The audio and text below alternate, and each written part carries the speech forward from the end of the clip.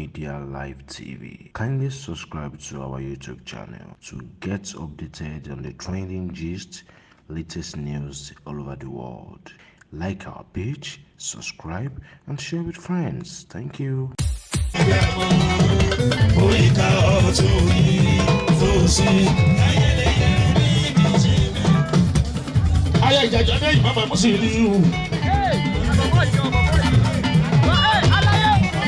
Mama tina du mama wa sinu.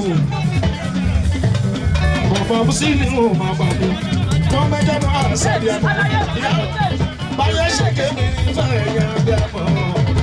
Asa pa mo yi sa do suba. Ko ya ka tu. Mama suba fa ya dia mo. Pa ko wa ma fa ya dia mo. Boy ka tu ni so si. Ìyáàmì tóróró òbí ayé alágbẹ̀ẹ́fẹ̀. Gbogbo bọ́jú, gbogbo ẹsẹ̀. Ìgbà tó pọ̀ títí gbogbo ara lè fún ìṣòro. Tóróró òbí ayé alágbẹ̀ẹ́fẹ̀. Gbogbo bọ́jú, gbogbo ẹsẹ̀. Ìgbà tó pọ̀ títí gbogbo ara lè fún ìṣòro. Ayẹyẹ lọ́dọ̀. Màmá gbogbo ọmọ náà ní kúrú ìní ìbálẹ̀ kan àbọ̀ ọ̀gbẹ́dọ̀. Gbogbo ìjẹ̀bù gbogbo ọ̀kọ̀lùkù ẹlẹ́mọ̀. Ilé ìyá mi adúlójú adúlẹ́ náà lọ́kọ̀ sálẹ̀ wọ́lẹ́wọ́lẹ́wọ́. Ìyá mi kọ́ máa sọ̀kò làṣà. Ẹyẹ ìyá mi ni o. Ẹyẹ ìyá mi ni o.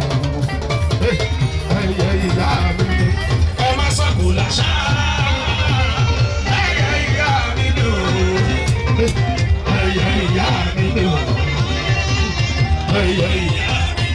Ìyá ìbò kólé, àrẹ̀rù fásọ̀rẹ́, àrẹ̀rù fásọ̀rẹ́, ìbátẹ́rì méjì òwúrọ̀, ẹ má sọ̀kò lọ́ṣà, ẹyẹ ìyá mi ni o, ẹyẹ ìyá mi ni o, ẹyẹ ìyá mi ni o. Orí mi máa jẹ ìṣẹ̀jì ńlá, ìjì ńlá ò láwọ̀ ayé.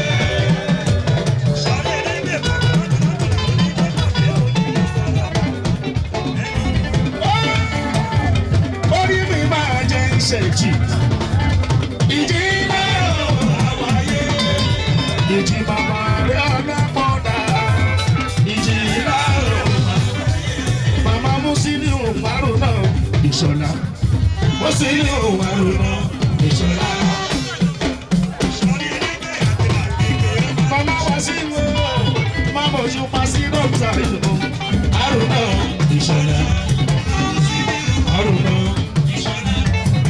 Mama mi balẹ̀ táwa sọ pé fún bí ó ṣe jó mọ́.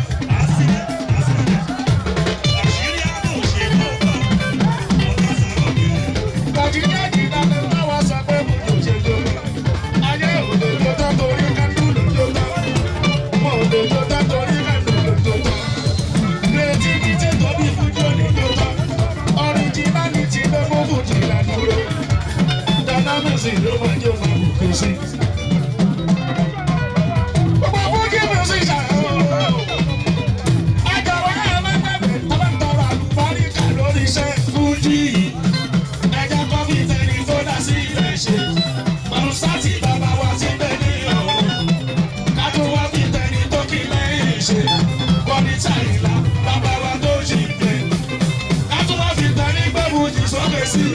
Wàsíwá ìdè olúwa wa ò bá gbogbo rẹ̀.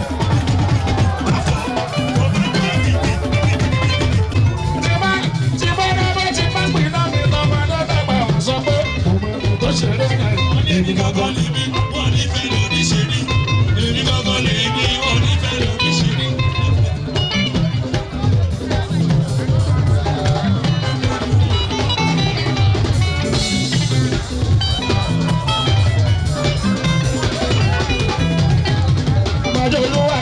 Ìyálóde, bàjẹ́ olúwa kẹ́mi ìyálóde.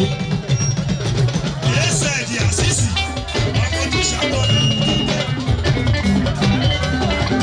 Africa Media Live TV. Kindly subscribe to our YouTube channel to get updated on the trending gist, latest news all over the world. Like our page, subscribe, and share with friends. Thank you.